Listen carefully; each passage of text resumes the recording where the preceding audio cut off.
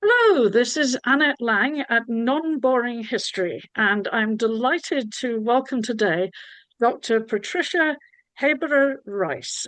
And Dr. Rice is the senior historian and director of the Office of Senior Historian at the United States Holocaust Memorial Museum in Washington, D.C. An historian with the museum's Mandel Center for Advanced Holocaust Studies since 1994, she's the museum specialist on eugenic policies in the Nazi era, and we'll be talking about what that means, and the persecution of people with disabilities during the Holocaust. Dr. Heberer Rice holds a BA in History and German Literature and a master's degree in History, both from Southern Illinois University. She studied for her doctorate in European history at the Free University of Berlin and the University of Maryland, which granted her the PhD. Among her many publications are the books Children During the Holocaust and Documenting Life and Destruction. He is also co-editor of several books. Among these are Atrocities on Trial, The Politics of Prosecuting War Crimes in Historical Perspective, as well as Nazi Sites for Racial Persecution, Detention, Murder, and Resettlement of Non-Jews. She is also co-editor of the Encyclopedia of Camps and Ghettos, Volume 5, which will appear online and in open access this coming spring. Welcome, Dr. Rice, Dr. Heberer Rice, or I'm just going to say Patricia. Hello. Thank you. Hi, Annette. It's great to see you. Good to see you too. And so, I often find you obviously have an incredibly interesting field of study, a very traumatic field of study, and I want to get you talking about that. But I think what I want to start with is a kind of your creation story. How did you get into history? Right. So originally, I wanted to be a journalist, and I was very interested. I didn't really know what I would be majoring in, and I just kept taking more history and more history classes as I was trying to figure out what I was going to do. And finally, um, my advisor said, you almost have a history major. Why don't you declare a history major? And the other thing is that I'm a German American, nice German American Lutheran girl. I was very interested in my grandfather's family story. He came in 1923 at the height of hyperinflation in Germany. So I became very interested in Germany and my family history. And that's what made me want to become a German historian. And I think to get a little farther with that, because it also is a story of my grandfather, I should say that many of his siblings, my grandfather was an American citizen by 1933, but he had left most of his siblings behind in Germany, and many of them became Nazis, a very small fry, just local officials and Nazi party members. But I remember saying to him one day in my teens when I was starting my history program, it might have been in the early years of grad school, I said, Grandpa, you wouldn't have been a Nazi because you're such a great guy. And he said to me, oh, yes, I would have. My older brothers were Nazis. They would have convinced me to join the party. And this really, I think maybe I was 18, 19 years old, so probably not in grad school, just starting really to study history. And it made me think about how history works, the individual stories behind them, and that people can be many characters and many things at once, and how complex the world is. And I think that's probably why I studied German history and why I became an historian at the Holocaust Museum. Which was going to be my next question is how on earth you turned to the Holocaust, but you've absolutely answered that. Oh, no, I have more of a story if you want to add it. Do you want to ask it yeah, again? no, go for it. Yes, carry on by all means, please. So how did I kind of get onto this area of study? I wanted to do German history, but I went to at the time I was very interested when I started my grad school career, I wanted to do 18th century history. So I'm a little closer to your field than to where I ended up. And I went to my advisor and my master's advisor, and I said, I want to I want to study about Herder, the great German 18th century philosopher. And he said, do you want to do that or do you want to graduate? And he pulled out a shoebox that he'd evidently stolen from his wife. And they were full of microfilm tapes of war crimes trials. So post-war, World War II Nazi war crimes trials in the American zone of occupation, because he was interested in that. And he said, which one you want? And you're going to write your master's thesis about this. And I said, Hadamar, because I had heard of him. I was bluffing, of course, because Hadamar is a place. So I was totally bluffing, and yet I started to be interested in this. Hadamar is a facility of the euthanasia program in Nazi Germany, and in the 80s, uh, Wow. in the 80s when they were just starting to really work on this, even in the German language, the euthanasia program. It isn't as well known a facet of the Holocaust as other parts of it, of course, the genocide of European Jewry. And I began to work with those materials, and I can't say I fell in love, but I really became so interested that I've never lost interest. And so that's sort of the scholarly path I took towards being a Holocaust historian and getting a job at the museum.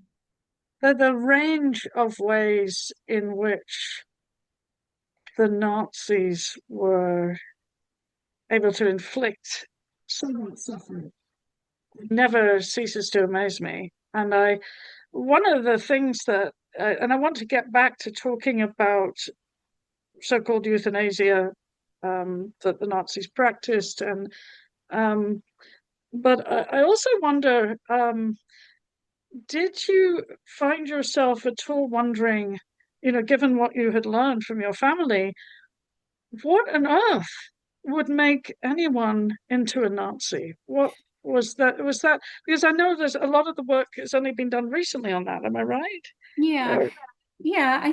I think that, I take a look at, because I do a lot of what's called in our field perpetrator history as well as victim history.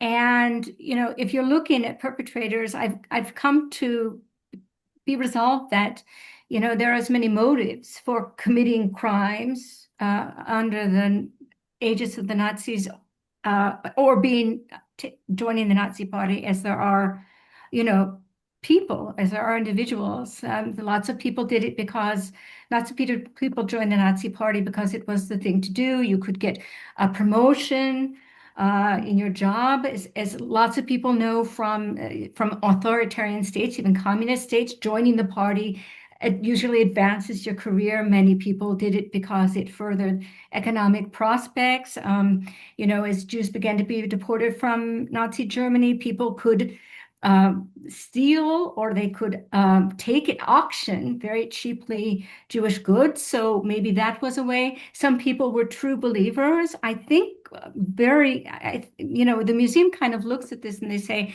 the circle of really true believers in Nazism is yeah, smaller than you would think, and that there are a variety of other reasons that compels people to join the Nazi Party. In the case of my relatives, my uncle, my great uncle, my grandfather's older brother, joined the Nazi Party in 1931. wow, Uh, and so that's 2 years before Hitler came to power. yeah, And for yeah, him, it was because of, the lost war, the territory and the limitations on the German army in which he'd served, the territorial loss, and also just the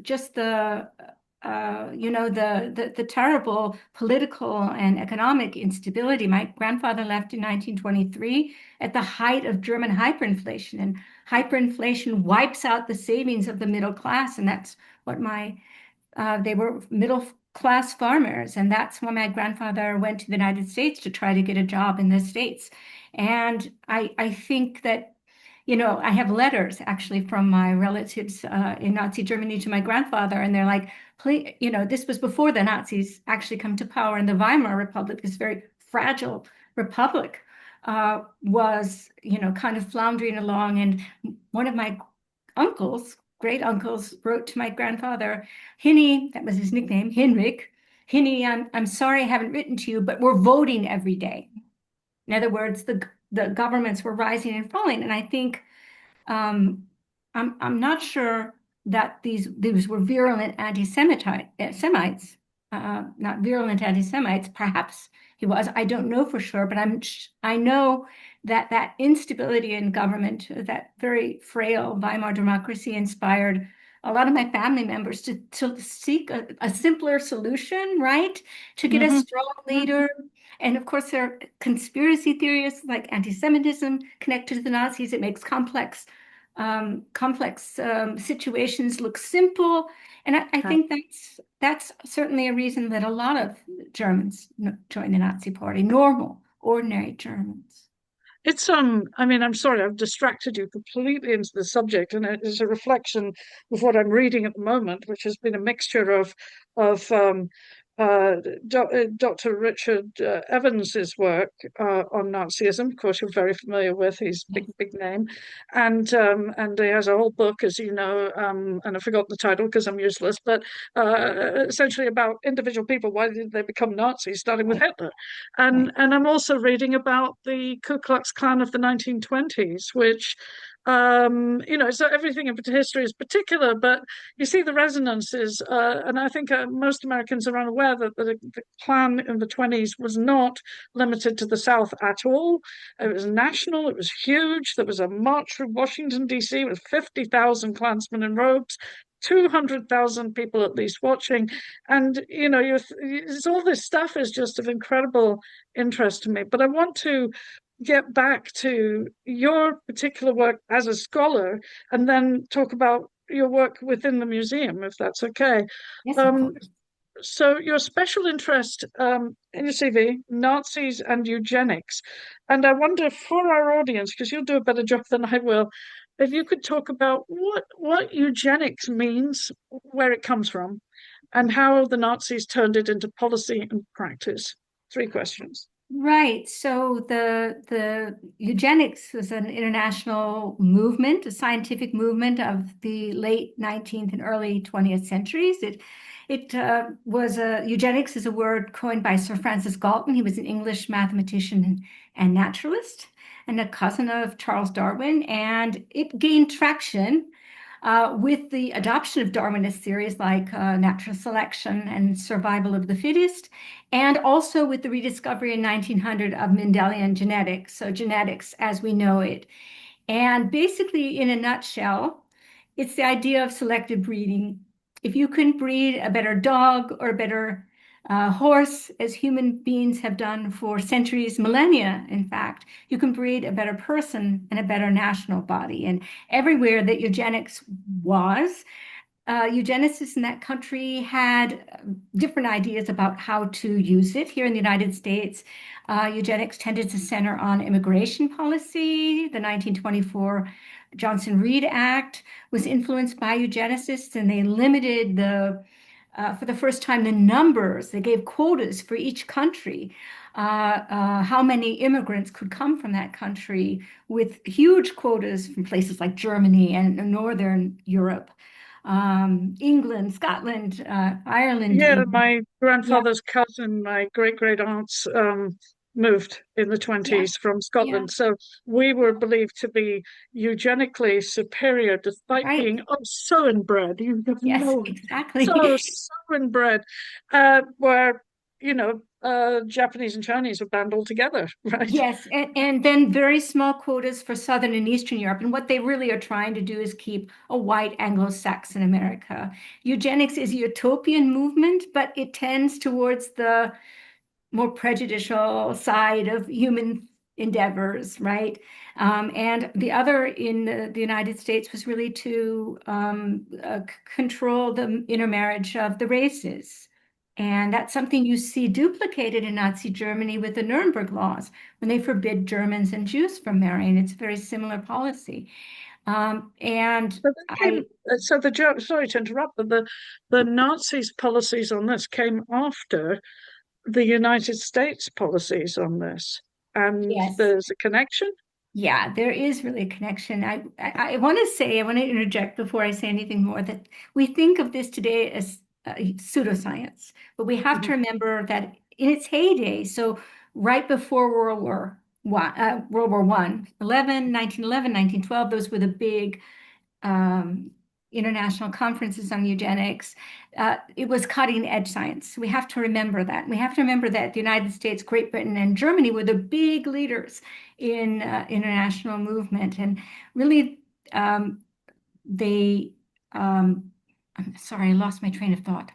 No, no, you were talking about how essentially eugenics is normal. It's part of science. It's as legitimate in its time, in the eyes of people of its time, Right. as was any field of science that wasn't actually driven largely by bigotry. But Yeah. Yeah, it's and so it really in its heyday, which would have been before Hitler, this would have been the Kaiser's Germany, and so that is that Hitler didn't invent eugenics. But what happens?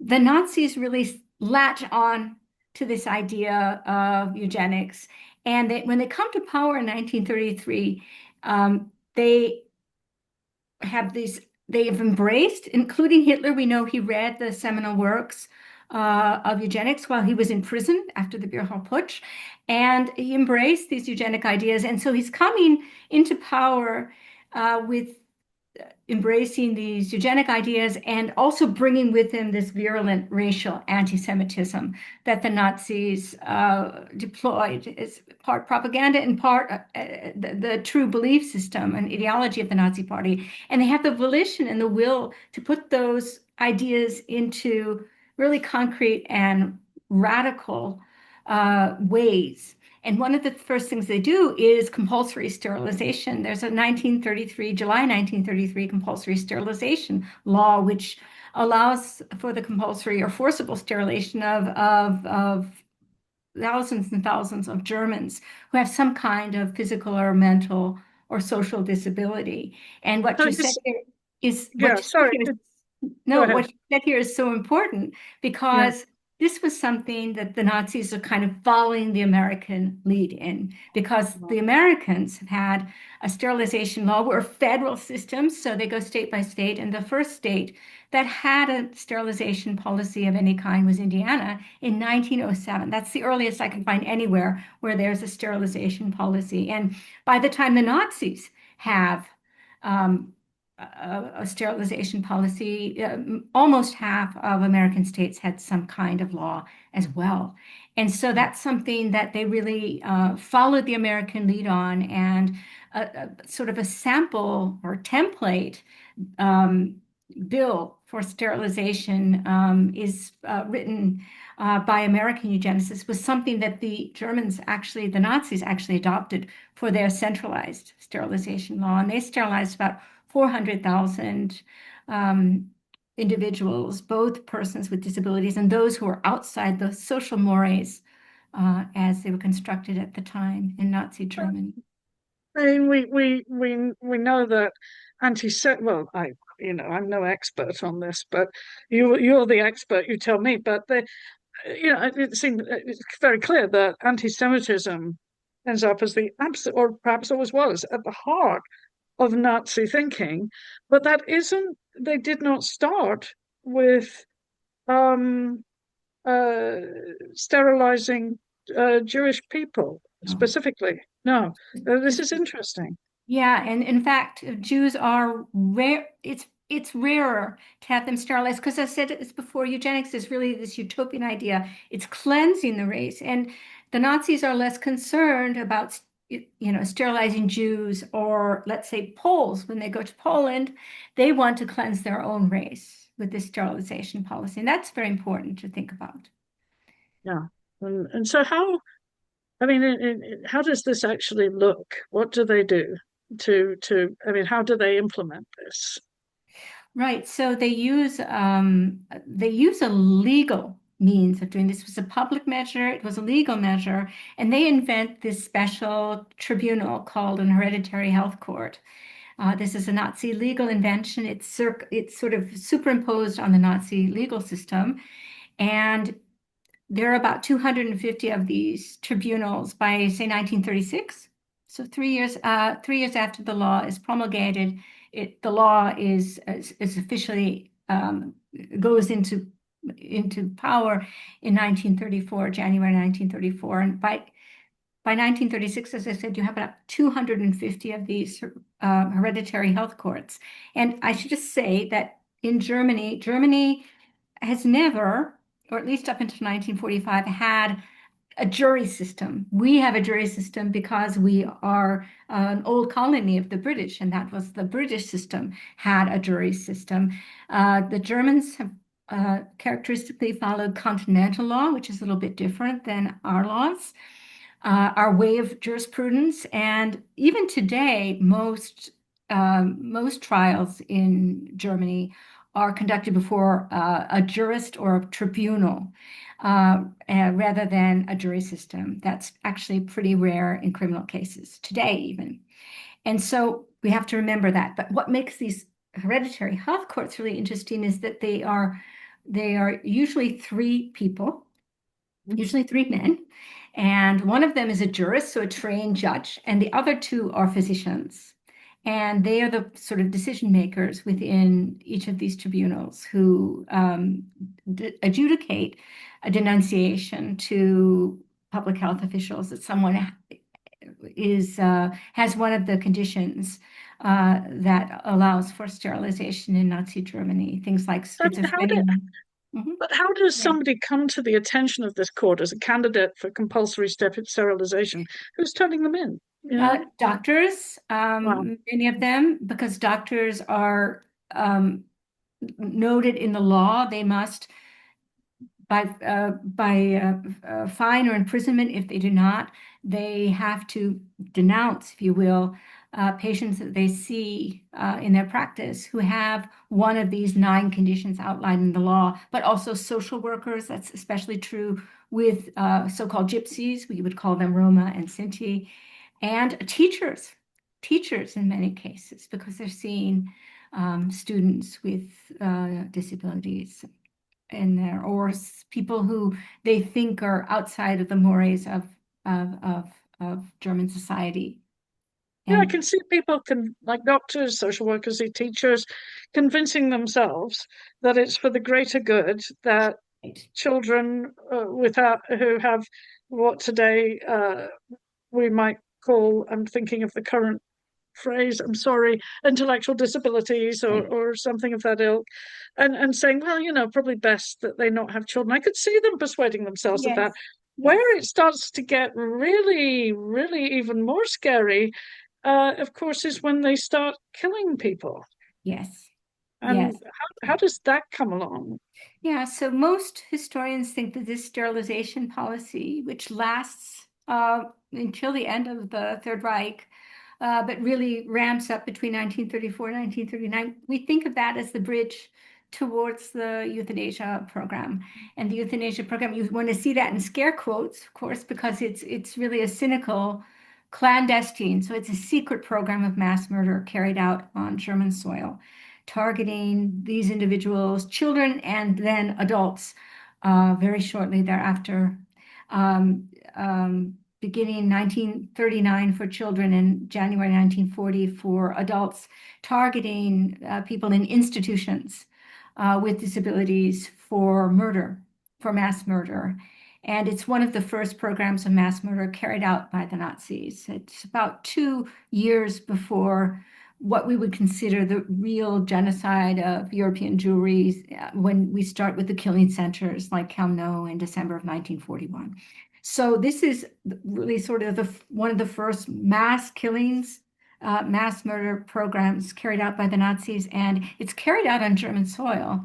And about 10,000 German children are murdered through the euthanasia program, child euthanasia program, usually by overdoses of medication. And then in January 1940, a program to kill adult patients in institutions. And this is But then basically, it's a war. I mean, we're at yeah, war. by then it's exactly, this is all done under the cover of war.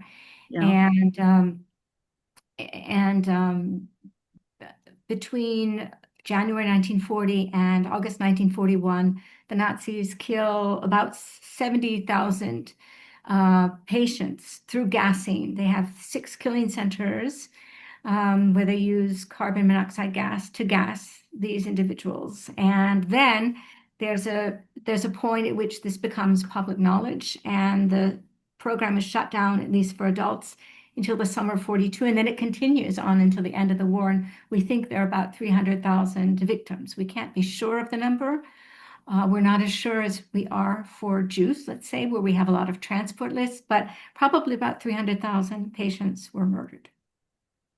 So between gradually expanding the boundaries of acceptable behavior, even if it's only among the people participating in the program, to out to the public, and then war comes along and just authoritarianism to its nth degree, and yeah, there's no one left to protest. Wow. Yeah, So yeah, it's all, I mean, that's one of the things I think people struggle with a bit, is thinking, well, the Nazis came in and started killing Jewish people. And it's like, yeah, that would have been much harder yes, to have done without building toward this goal and building toward this practice. right. So I hate changing the subject because this is fascinating, and I know everyone else is going to think so too, and it's horrifying, but it's really nothing out of the ordinary when you come to the Holocaust Museum, which is one, to my mind, horror after another, which is what makes it so important. I mean, what, apart from historians, what draws people to visit the United States National Memorial Holocaust Museum? You don't have national in the title, do you? Sorry. What draws people to the Holocaust Museum in DC? Or to Well, any I think Holocaust museum? I, as you said before, this is a topic that really draws a lot of interest. I think there was a poll that my husband told me about. My husband is also an historian, well known to Annette, and I think there was a poll that said, what topics of history really interest Americans, Yeah. and World War II, excuse me, World War II and the Holocaust are the first big things. And then there's a big drop off, and then it's Abraham Lincoln. So Whoa! yeah. Wow! Oh, I Not don't even, know. I and think I that's think yeah. writ large, the Civil War. And so I think, so many people identify with this history. We have a lot of people who are related to survivors or know a survivor that come, but the overwhelming number of people who come to the museum aren't Jewish, and they are maybe not all that interested in the history, but something compels them to come there because it's such an interesting story. And Yeah, I think I'll leave it at that. Yeah. We No, it's see, yeah, we see about 1.5 million uh, guests every year, and that tends to go up. We have a lot of school groups, but visitors from out of town, international visitors, really flock to the museum, especially in the summer months. And from we do a lot of audience research, and very few people leave unmoved. So we must be doing something I right. cannot imagine how anyone could leave unmoved, but I'm glad you're checking people, Yeah, asking them to, what do you think? And I mean, I think of my own visit to the Holocaust Museum, and it's been, I mentioned to you, it's been nearly 20 years, I think, which right. really surprises me. It doesn't feel that long. And I took my young son, possibly a little too young, with me. Yeah, I mean, what finally got him completely and utterly was piles of shoes of people who'd been brought to Auschwitz and stripped of absolutely everything, even the dentures, even the gold fillings. But for me, the thing that stuck with me most is the two photographs, and I don't know if they're still on display because museums change, and that's something I want to ask you about.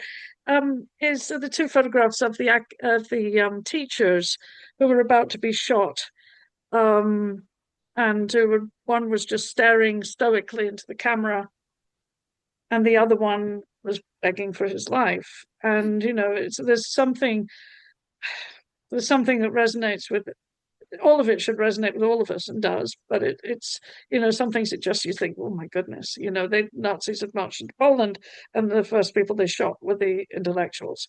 Yeah. So what do I mean, this question is so ludicrously broad. I'm going to skip it because I was going to ask you, what do they find when they get there? But I mean, how to describe the entire collection would be impossible. Why, why do you think that they should go? For the history, of course, that's what we historians would say, right? But there are a few reasons that the museum is on the mall. Lots of people ask us, why is that? Why is there a museum on the mall when maybe it's better to have it in Germany? And now the Germans do have um, a museum dedicated to 6 million Jews. But you know, we're also a museum that reflects on American involvement in the Holocaust through our liberators. That's very much part of the story, and liberators have always been a part of our constituency as well as survivors. Of course, that generation is dying out, but we have a lot of testimony from those individuals. We have the flags of liberating units, and also because we want to remind ourselves that, you know, I talked earlier about Weimar being that very frail democracy, and we can't. I think it's important. The museum has always taken the stand that you know, democracy is a fragile thing, even for one as old and venerable as ours, and that civic engagement to prevent, you know, those sorts of things or rise of a dictator. Um, along the lines of Hitler, right? That if Germans had been much more engaged in their civic duties and much more convinced of their own democratic experiment, this thing might have happened very differently. The Holocaust wasn't inevitable, and I think that's a big story. We're having a PE refresh. A permanent exhibition is being refreshed Ah, okay. in the coming years. In about Oh, wow. next year, I believe, we are starting that physical process of changing the exhibition. And that's one of the things that we really want to focus on, that the Holocaust and the rise of Hitler weren't inevitable, and Right. the duty of citizens to be witnesses and to be engaged in their government. It's you know, I mean, something I try to sneak in as much as possible with non-boring history is the contingency of history and explain what that means. And it means what you said. It's not, nothing's inevitable. Nothing, I mean, why historians are typically and quite rightly reluctant to predict the future. We're lousy at it because we don't know what will happen. But the idea that the Holocaust was avoidable, that the collapse of democracy in Germany was avoidable, and certainly um, I'm no expert again, but my contacts with Germans in my lifetime have always been very interesting. West Germans mostly, some East Germans, and just the awareness.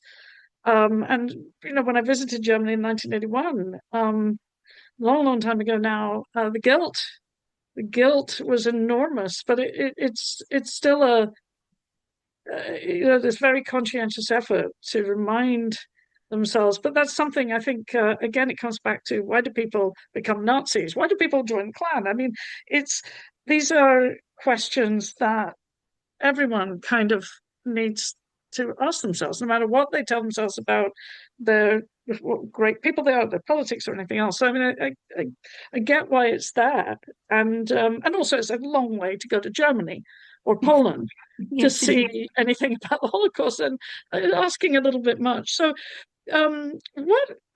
So you are a historian.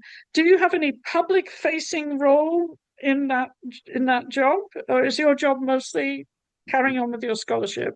Yes, I have a very public-facing role, and that's unusual within our Mandel Center. I work within the Mandel Center. It's the academic wing of the museum, so we are an academic institution within the Holocaust Museum. Nevertheless, the senior historian's role is really public-facing. We are the little office that could. We are a small group of historians that vet everything that the museum produces for historical content, and anything that's going to be shown as a public program or a book signing, anything in exhibition texts, social media posts, all of those things our office vets. for historical accuracy and content. And then we're a content support for the entire museum. So, say my colleague who is working right now on the new permanent exhibition has a question, we're responsible to answer that. We're also responsible for answering anybody in federal agencies who need something, and that very often happens from Library of Congress or from the Center for Military History, who is the agency that actually decides who are liberators of Holocaust sites. And occasionally, this year, we helped the Federal Mint and the Treasury Department to strike commemorative congressional gold medals because they were going to rescuers of the Holocaust. So, and then we help scholars like yourself, but then also we answer or we try to answer questions from the general public as well. So we go from talking to someone like Richard Evans, who might have a question that he needs answered. And we also give regular National History Day interviews to middle schoolers who need to speak to an historian about their project in order to qualify for National History Day. And So so, you are the senior historian, and I mean, how many historians are working under you, Patricia? that's the one thing that's, I'm not the boss of all the other historians. Ah, you're the It's first among equals. I'm maybe, nor am I the oldest historian there, by the way. I But wasn't going to ask. I didn't. a senior historian is it is um, a kind of a weird beast. It's actually a federal appointment, and most federal agencies have a senior historian. Even I know one who's the head of, who was at the Nuclear Regulatory Commission. The State Department has one. The Treasury Department has one. So many federal agencies actually have a senior historian. And of course, where your history museum, it's of course a special kind of duty because we're a history museum. But only two people report to me. So So um, you guys are covering all of this ground, correct. fielding one phone call from Dr. Richard Evans and one phone call from an eighth grader somewhere in Tennessee. That's an extraordinary thing. One thing I think occurs to a lot of people to ask when they hear it, or I mean, I think people do ask when you hear that a museum's permanent exhibit is being redone. Well, why is that? Because the past doesn't change, right? So, Oh, and you know that. I keep telling everybody, history is not the past. History is the interpretation of the past, and we change. So the questions we ask change, the documents that we have availability to access to change. But why a museum exhibit in particular changing? Right, and such a successful one. I mean, Yeah. if it ain't broke, don't fix it, right? But it's been there for 30 years, and we know a lot of things that we didn't know in 1930, not sorry, 1993 when the museum opened. And part of it is, and the kind of historical gaze that the museum has now has kind of been replaced by a little different because history marches on. We ask different questions. And in 1993, when the exhibit went up and the museum opened in October 93, we really focused on the victims because there was a lot of, as I talked about earlier, perpetrator history. And the victims were not getting a lot of voice at that particular time, at least Holocaust victims. And we have a lot of survivors in this country, and we wanted to change that. So if you go into the museum today and you look at the permanent exhibition, you're going to see a very victim-oriented thing where no perpetrators are really named outside of the big perpetrators like Himmler, Hitler, or Heydrich, the big names in Nazi Germany. You're not looking at on the ground perpetrators. They're not named Mhm. as survivors are named in the exhibition. It's very polocentric, if that's a word. It's really based on the experience of Polish Jews during the Holocaust. And we know so much more because the Cold War, with the end of the Cold War, we got so much more documentation and we were able to tell other parts of the story in other countries. And it's Auschwitz oriented. And unfortunately, also, it has very, very small glimpses of things like Roma and Sinti. We think about 500,000 Roma and Sinti gypsies, so-called gypsies, were murdered, and that's barely a blink in the exhibition. Mm. My own subject, the euthanasia program, is in there, and people were walking by it and didn't understand what it had to say or what it was, the way it was depicted in the exhibition, because We they could, didn't I think mean, it. we could have a whole discussion Yeah, about the development of the museum initially, and it may surprise you to know. I hope I've got the book because I was going to flourish it. I didn't actually. I wasn't even going to talk about it, so maybe that's why I've set it aside.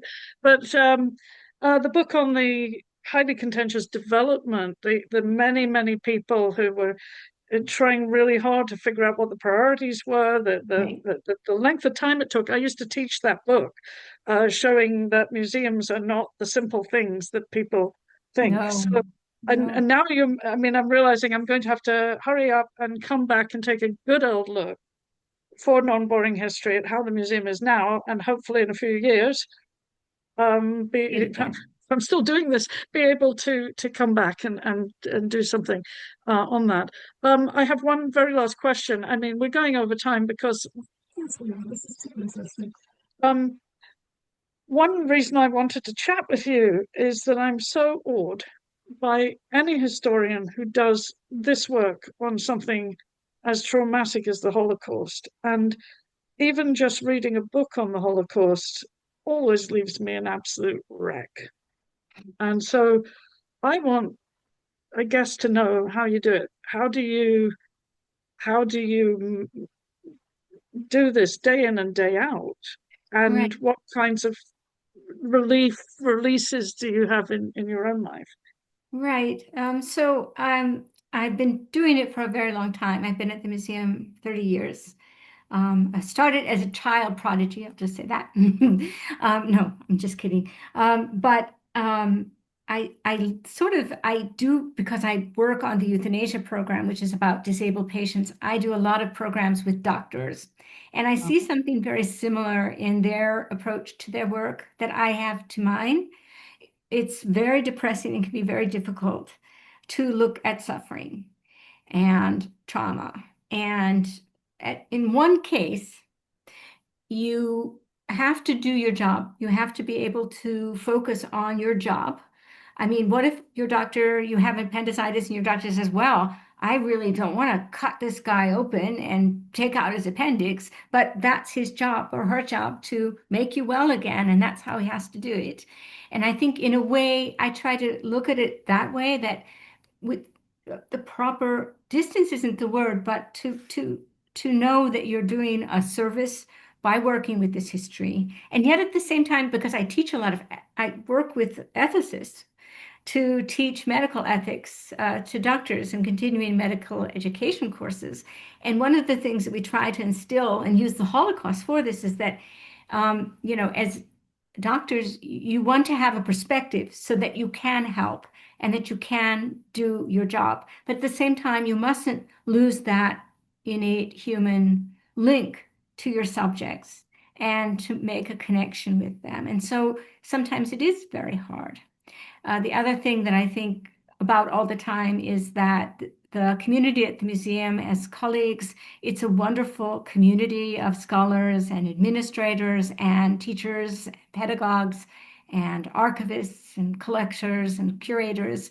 And the atmosphere is very collegial, and it's also one of public service. And so I feel really good connecting with people who I might be able to give answers to that they need. I've had many really good experiences where I go home and go, that was a good day because I was able to give someone the answers that they need to help them learn what happened to their relatives, their husbands, their children. And so it's often a very rewarding field to work in as well. And I think that's how I get through. And I do take breaks. There is no Holocaust in my house after 7 in the evening, including no watching. People often ask me, "Did you see the film on such and such? Did you see the pianist? Did you see this and that?" And I'm like, "No, I don't watch those at all." As you know, I have a little Scottish dog that takes up a lot of my time, a little Westie, whom I love very much, and I try to take a break when I'm home. I'm somewhere else doing things, and try to take joy in every day. So And I happen to know that you're an expert on the joys of pandas. That pandas yeah, are, that is very true.